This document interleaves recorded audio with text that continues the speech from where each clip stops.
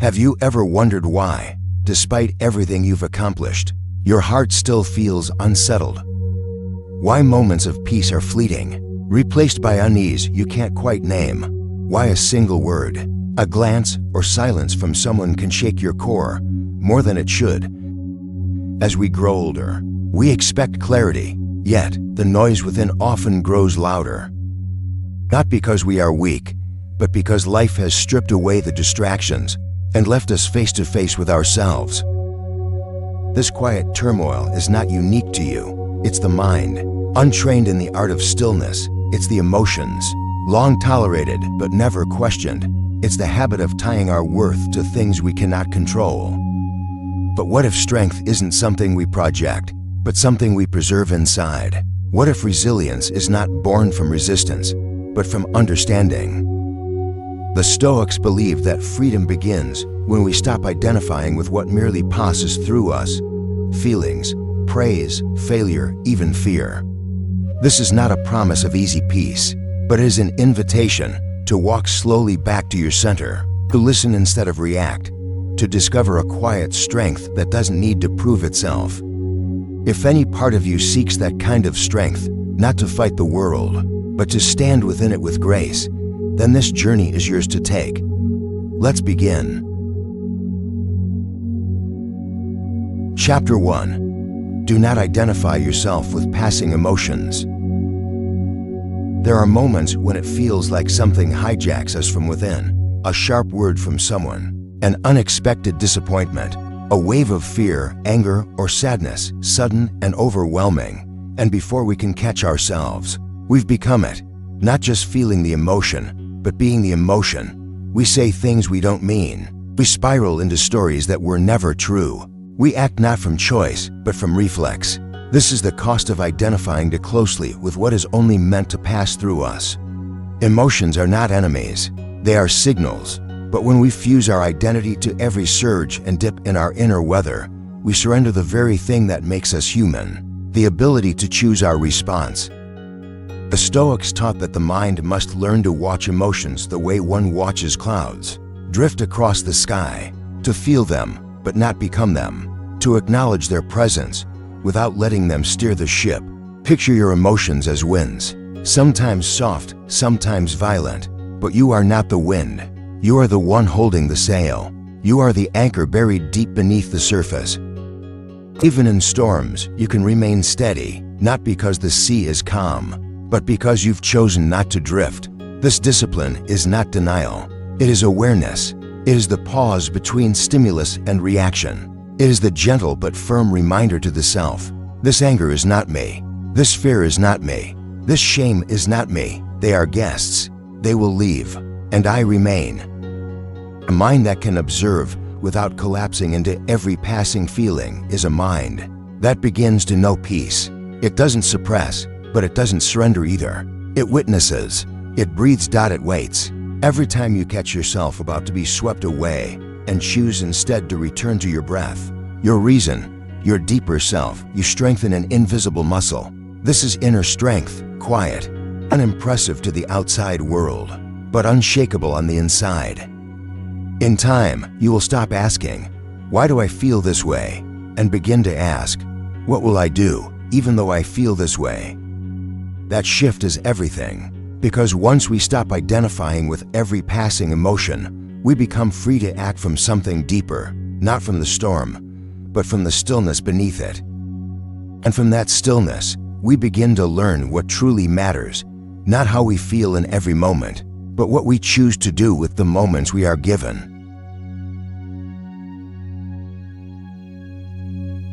Chapter 2. Focus on action, not outcome. We've all been taught a subtle lie, that if we try hard enough, we will succeed, that effort guarantees reward, that results are proof of our worth. It sounds fair, it sounds motivating, but it's not true. You can pour your heart into something and still fail. You can be kind and still be misunderstood. You can prepare for everything and still lose. And when that happens, a deep confusion sets in. We wonder, what did I do wrong? Why wasn't it enough? But here is the painful, liberating truth the Stoics offer. The outcome was never yours, only the action was. You are responsible for the input, not the algorithm of the universe. The moment we tie our identity to outcomes, we become hostages. We give the world the power to decide if we are worthy. And every result becomes a verdict, success or failure, value or shame. But imagine this. What if you did the right thing, not for recognition, not for reward, but because it was right? What if you showed up fully, not to win, but to be aligned with your deepest values? This is what the Stoics meant when they spoke of virtue, not moral perfection, but the unwavering choice to act in accordance with reason, justice, and integrity, regardless of what follows. When you free yourself from the weight of results, something changes inside. You stop performing. You start living. You stop chasing approval. You start standing firm. You become centered in your own behavior, not scattered across the unpredictable reactions of the world. This doesn't mean you don't care about what happens. It means you stop letting it define who you are, because outcomes are unstable, circumstances shift, people change, but the decision to act from virtue, that is always yours. So when the noise rises, when doubt creeps in, when you're tempted to measure yourself by metrics you cannot control, come back to this simple truth. Right action is its own reward, even if no one sees, even if it leads to failure in the world's eyes, even if it feels like it doesn't pay off. You are not here to manipulate results. You are here to live in alignment with what you know is good. And when you do that, quietly, consistently, you become unshakable. Not because the world bends to your will, but because you no longer need it to. And that, the Stoics would say, is freedom. Chapter 3. Practice negative visualization. What if you lost everything you were afraid to lose? The person you love, the role that defines you, your strength, your time, your place in the world. Could you still stand? Could you still breathe? These are not questions meant to frighten you. They are questions meant to free you. The Stoics practiced a quiet exercise called premeditatio malorum, the premeditation of misfortune. At first, it seems harsh, even morbid. Why imagine the worst? Why walk, even in thought, through the doors of pain and absence? Because in doing so, we dissolve the illusion that life owes us permanence. We begin to see the fragile nature of all things, not to despair, but to awaken, to loosen our grip, to soften our clinging. This is not about pessimism, it's about preparation, it's about presence. When you picture yourself without what you love most, not to wallow, but to witness, you begin to understand. You do not own these things, you are simply entrusted with them, for a time, and that time is uncertain. A mind left untrained wraps itself around people, achievements, comforts, believing they are extensions of the self. But they are not you, they are passing through you. And so, the fear of losing them feels like the fear of losing yourself. But you are not your titles, you are not your youth, you are not your relationships, or your health, or your success. You are the awareness beneath all of it. You are the space that remains when the room empties. You are the quiet that follows the applause. By imagining absence, we appreciate presence. By facing loss, we reframe love, not as possession, but as grace. And in recognizing that nothing lasts, we learn how to hold things gently, without needing to keep them forever. Picture a room dimming slowly, not in tragedy, but in stillness. Imagine a hand releasing, not in defeat, but in peace. Visualize your heart not shrinking, but widening, to hold both joy and loss without breaking. When you practice loss in your mind, you remove its power to break you in real life. You begin to move through the world with lighter feet and a clearer gaze. And perhaps for the first time, you understand what it means to be free, not because you've secured everything, but because you've made peace with letting it go. Not fearing pain, not begging permanence, but simply being aware, awake, and unburdened. And from that inner spaciousness, you become ready for the next challenge. Not the things we might lose, but the words that try to define us. Chapter 4. Maintain inner distance from praise and criticism. What if the way we define ourselves has always been quietly shaped, not by who we are, but by how others respond to us? We are praised and we glow. We are criticized and we shrink. Slowly, subtly, we begin to outsource our identity. We wait for applause to feel worthy. We fear judgment like exile. We let the voices around us become mirrors, fragile, shifting, and often distorted.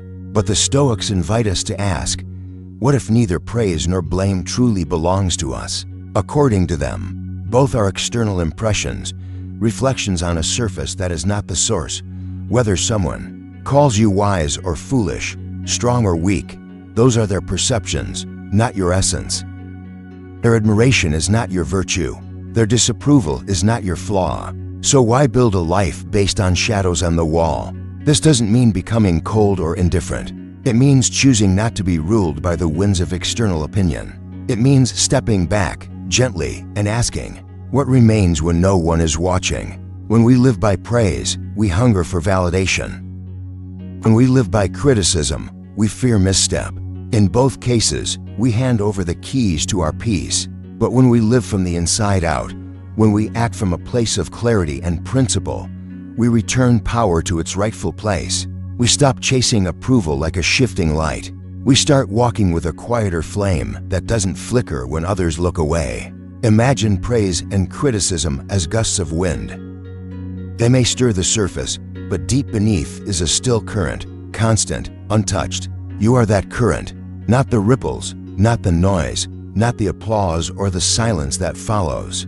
The transformation happens in this shift, from dependence on external voices to alignment with internal truth, from reacting to perception to responding from presence, from living as a reflection to living as a source. This is not arrogance, it's humility in its purest form, a humility that says, I know who I am, even when no one else does. It is not a declaration against the world, but a quiet reclaiming of the self. Let this be your compass.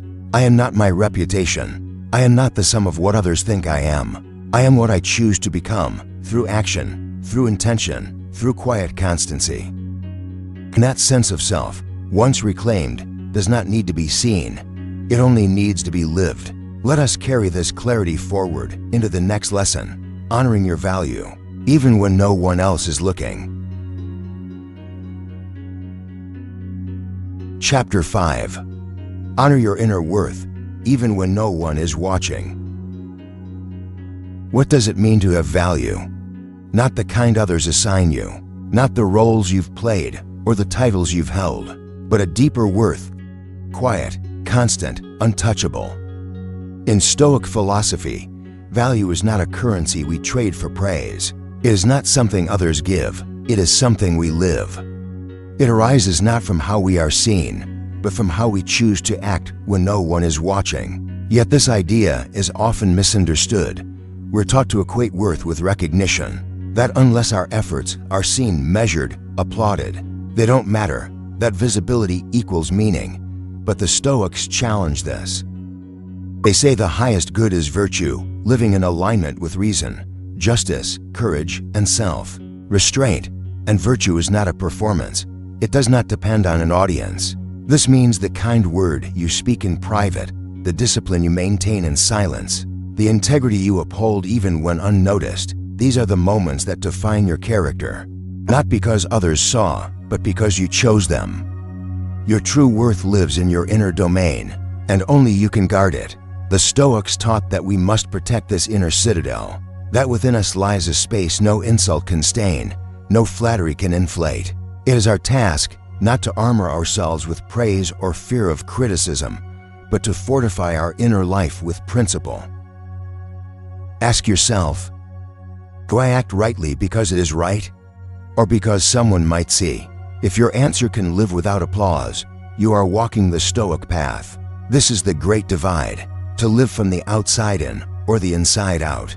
The first leaves you restless, always chasing approval, always performing. The second anchors you in something immovable, your values, your reason, your quiet moral compass.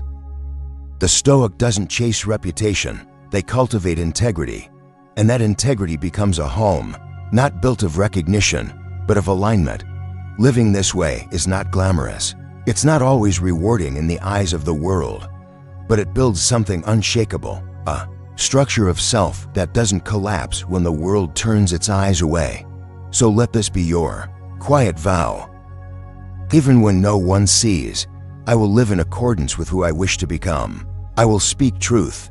I will act justly.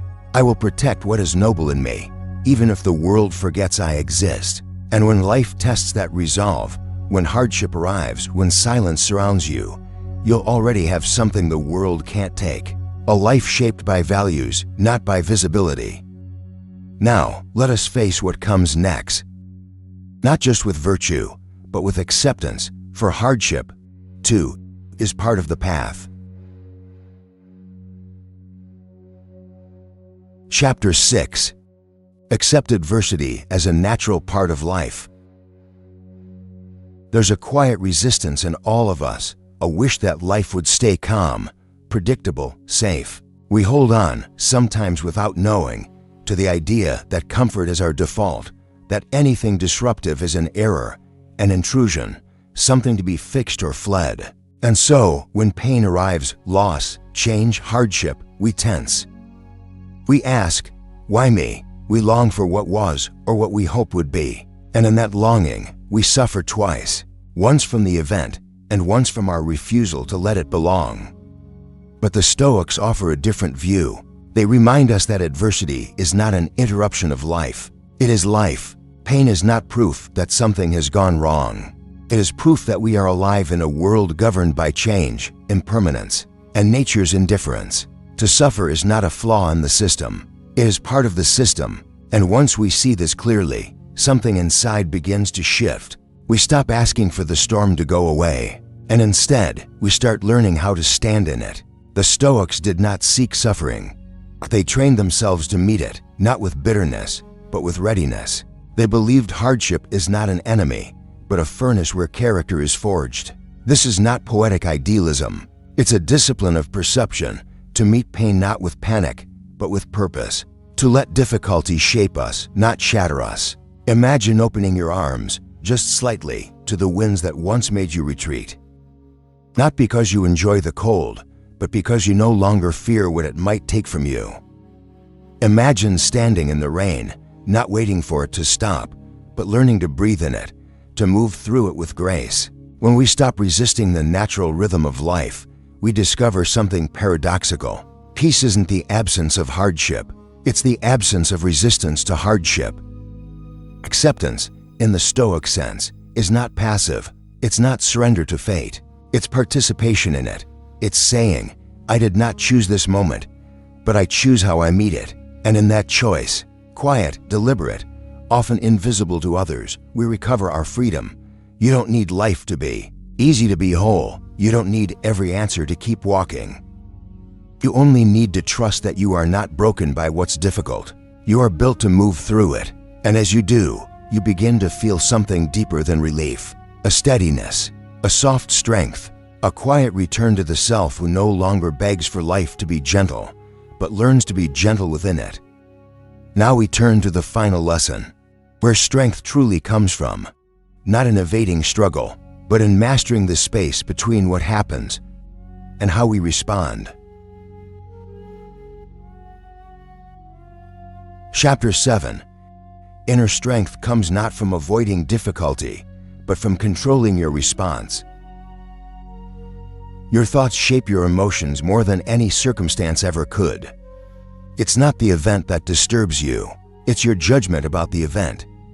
This is the Stoic starting point, and it is radical, because it shifts the power from what happens to how you interpret what happens.